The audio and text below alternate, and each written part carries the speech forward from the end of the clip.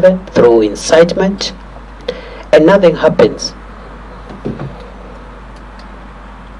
Nothing much happened from 2007, except the 2 cases that were picked by the International Criminal Court.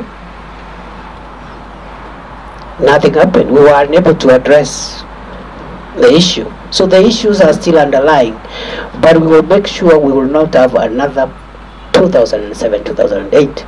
That's why we are very ruthless.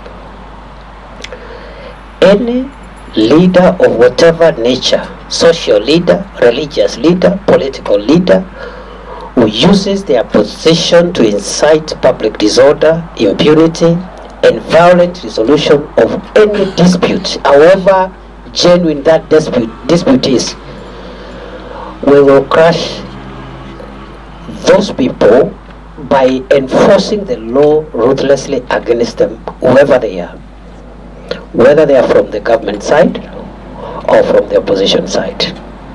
And that's why you've seen some of the incidents we have seen, including the violation of Îgiî police station by members of the public who actually had genuine concerns about the performance of the police and other state security agencies in Migori. But the solution is not to overrun a police station and break into the armory and start freeing persons in lawful custody. That's how you break down the country. So we have several cases like those. We have had the burning down of tea picking machines in Kericho and Bomet, again through incitement of leaders and impunity.